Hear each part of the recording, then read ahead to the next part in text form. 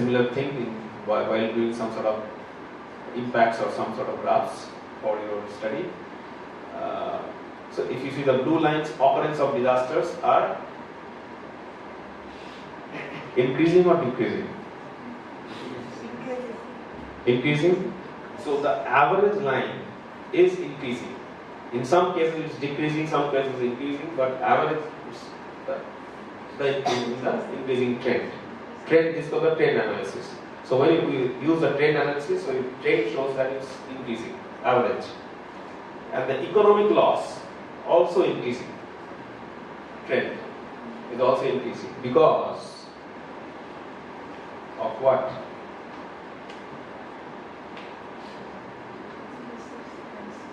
You have to give the answer.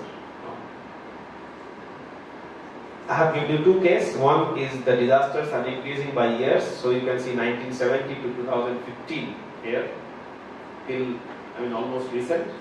And the red line also shows the economic loss. That is also increasing. In some cases you will see a spike because of a particular disaster. Okay? So if this spike probably for what? This actually 2011.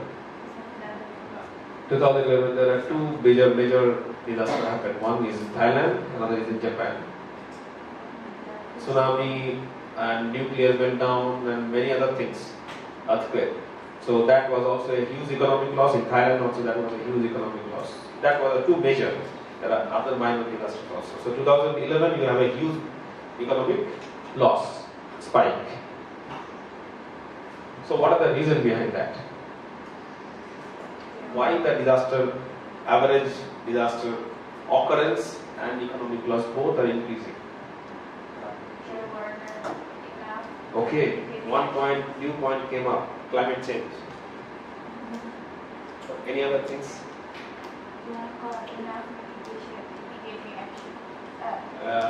Less mitigation? Less mitigation.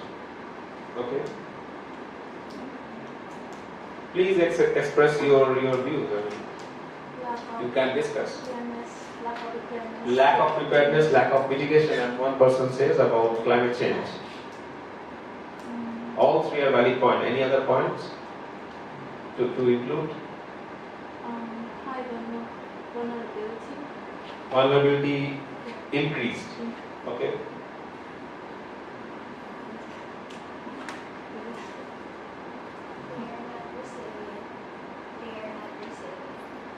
Resilience, less resilience. Okay.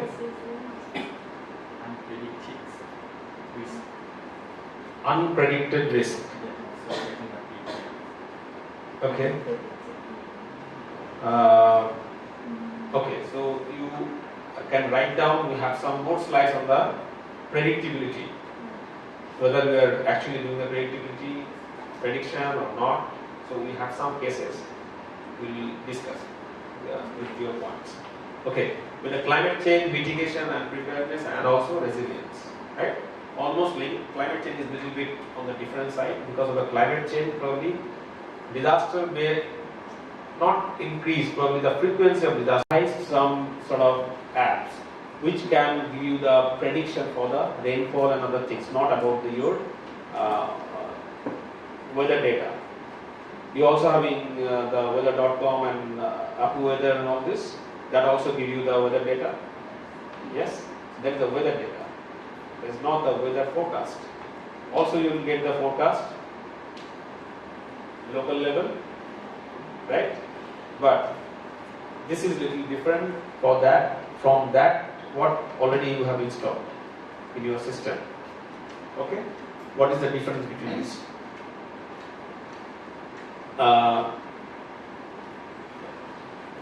Impact of climate change you have mentioned. So unpredictable of weather patterns, unpredictability, more frequent extreme weather is also one of the major cause, and that actually happening problematic for the, also giving more problem for the farmers, and that Ishan means the farmer. In Sanskrit is called farmer. So this is one of the application they have developed mobile based. So farmer rely on the national meteorological agencies, and meteorological agencies having a very vast network throughout the region, and they will provide the information to the farmer. And these are the countries actually, one in Kenya, another in Tanzania, and third one is India. So they are providing forecast for the farmers from the government level, 1, 3 and 5 days forecast. Again, these are the same, and in this case they are giving the 7 days forecast. And that, if you are not very much linked with the farming activity, you will not understand exactly, you cannot realize. 1 day prediction also will help. Say for example, you are trying to harvest your things tomorrow, and as for the prediction, tomorrow is a rainy day. You cannot do your harvest and entire things will be lost. If you get prediction 3 days before, you may prepone your plan and entire things will be saved. Okay, very small issue and may create a very big difference. So because of that, they have developed this type of weather forecast based sort of warning system, and they are also using this type of location based application. So when you have covered under the mobile networks and all, you will get the alert, and not necessarily you need to have a smartphone all the time, right? So you will also get an SMS based alert. Not necessarily you have to install the apps, right? So this is the beauty of that particular warning system. So you will get the local language warning for this particular activity.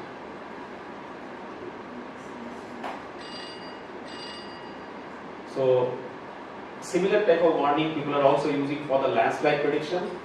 Like say for example, you are moving to this province and your mobile is also catching the nearby towers. So the program is, once you comes under this type of tower in this locality, which is hazard pro, you will get the alert. No matter what type of network you are using, what type of which company mobile you are using, which type of SIM card or which plan you are using, no matter. So you get the mass alert. Okay, this area having possibility of landslide, possibility of flood or something like this. Okay, it's called mass alert. Same thing people are also generating for the tsunami alert. If you are visiting some place and you have not registered your mobile to any network, to get that alert, right? So how will you get that alert? To get the newsletters and get the alert, you need to register yourself, subscribe, right? If you have no subscription, nothing you have done, how will you get the alert? Got my point? You are a tourist, so you have no idea how to do that. So there is a process. You don't need to do the registration, don't need to do any sort of things. So automatically if you come under this type of tower, you will get the alert. So that is also possible.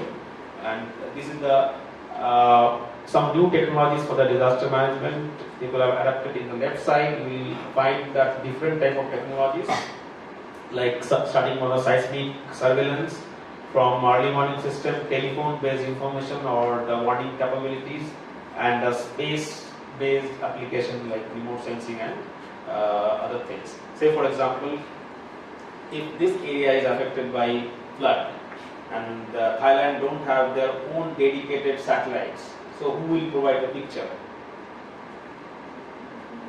Imagery, satellite imagery.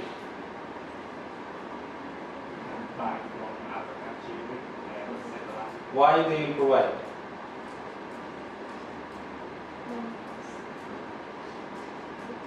You got this point? Not necessarily all the countries in the Asia Pacific having their own satellites or so much developed network of the satellites or the imagery system. Maybe, may not be. But how they will get that? So if you see these countries here in this side, this country having some sort of groups, not all. So there is called international charter. So people are sharing their information based on that charter with that country. Say for example, Nepal earthquake happened. So there's a charter from India, from Japan, from China and other countries. The country also having a good set of satellites, images they can capture. So they are providing support under that international charter. Okay? But there are some gaps. Everything is not very good. The gaps are, in the technological gaps are inadequacy of the instruments. All the countries don't have that much of capability in terms of fund to afford all this instrument. In some cases you will have obsolete instruments. Say for example, the mobile you are using right now will be obsolete in 1 year. So then you will find another version, right?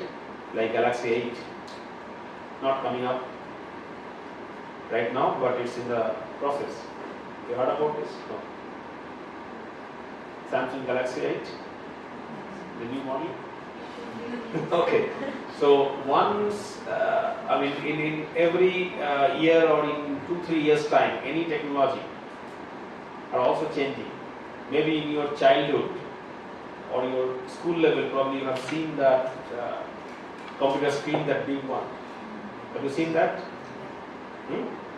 So now hardly you will see that type of monitor anywhere. That monitor we call, right? CRT monitor. It's called CRT monitor. Okay? So that is the technological change. For one person, you can afford, you can buy, so you will buy the new one, update your system. For the government, that is not the case.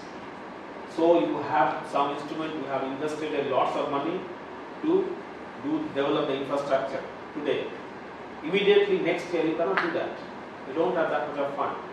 Even it's true for the universities and other places. You will find this. Okay, university having very old system.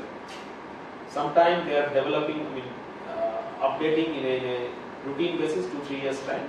In many cases, you don't have money, so you will not be able to update. So obsolete instruments in compatible instrument, like how many of you are using Mac system? Nobody? Apple you are using? No? All are Windows? Linux or Unix? No? So all these different type of systems having different type of positive and negative parts. Okay? So it's called a compatibility. Like you are having the Android system, there is one system, there is another 3-4 different type of base or operating system for mobile. Okay? So one system will not fit with everything. So you have some incompatible situation also in the software and hardware. In the operational level, there is a communication gap, lack of man and machine, so we don't have that much of manpower to handle all the instruments. And technically also, you cannot update that manpower. We have a poor database. Those in future, if you are doing some sort of works, not only in disaster, any other domain also, you need to have some sort of data to analyze from the field, from some database. Then you will find difficulties to get the data. There is no, not for all countries, but there are many countries they don't have a very good set of database. Then the third part is the policy. So we have technological, we have operational, and the policy. Policy is for the country. So if you have a regulation, if you have a restriction and the accountability. So regulation means your country's policy. You can share this data, you cannot share this data, something like this. So for example, in many countries like in Japan, they have thousands of earthquake sensors. Okay, and you can also get that particular sensor's data free of cost online. Okay, that is their policy. Other side, in case of Malaysia, their policy is different. Even in other countries also their policies are different. So their weather forecast data and other things are classified data. That is not on the public domain, everything. In some countries, that maps are also classified. You will not get the exact digital maps. Exact digital maps also classified. So that depends on the policy. You can have this type of things. We're almost at the end. We have 2-3 more slides to go. Then probably I think we will be able to speak, or because in between we have not discussed anything. Okay. So the major part is the difficulties in data sharing among the different countries, also a challenge. In this area is also having, especially for the flood. Flood is happening in one country, is also affecting another country, because the river is passing through 3-4 countries, like Mekong. It's a river, so it's passing through 4-5 countries. So when one country is affected, other country also might be affected by the floods, right? So if country A is not sharing their data to country B, to country C and D, then you cannot plan. So the data sharing among the country is again cross-boundary issues also need to be checked. So that is also one of the difficulties, or at the regional level forum probably try to solve this type of problem. But at this stage of your career, I don't think you don't need to bother too much on that, the cross-country issues and all this, right? The second part is more research is also required on the cause and consequences of the disaster in South Asian countries. So, as I mentioned at the very early stage, the first discussion, we have a very large number of hazards in this Asia Pacific region. So whether that hazard is actually contributing for the disaster, or also we are contributing from our side to increase the impact of the disaster. So that needs to be checked. Whether we are not prepared and what are the actual factors is affecting our disaster situation. Lack of higher education specialized in disaster management is also one of the challenge. There is a very less number of institutions providing full set of disaster management program. I mean, degree on disaster management. Hardly you will find any big institutes, or in your respective country. You can check. Hardly in 1 or 2 institutions you will get at most offering some sort of disaster related higher education. Okay, so that is also one of the big challenge. We need to develop. Now it's in developing stage. So linkage and platform are also missing between the academia, practitioners, and the governments. Okay. So as I mentioned, like whatever research you are doing in the scientific domain need to be percolated down to the society. How it will go down? Through the administration. So we need to have some sort of bridging process between the academia, practitioners, and the government. And the last part is also very much important, like the community level, we need to have a knowledge build up. So this is actually the picture of the last part. The policy makers or the decision makers having their group, scientists also having their group, but there is a bridge needed to maintain to bridge the gap between these two groups.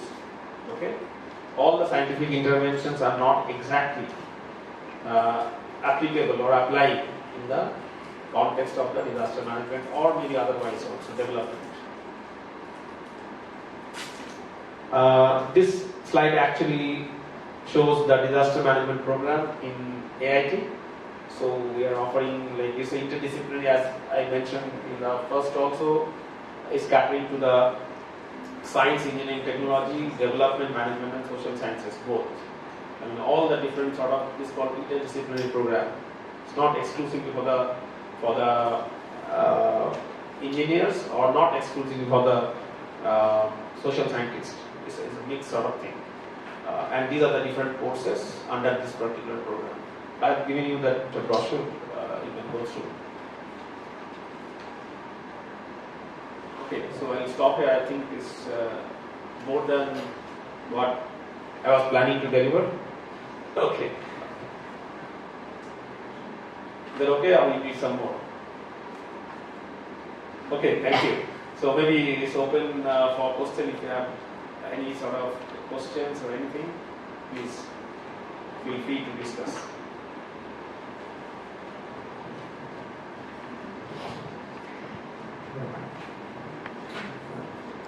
Already, so it's okay. All is enough? Okay. No question? Yeah. Many questions. It's just my comments, in the countries, like poor countries, like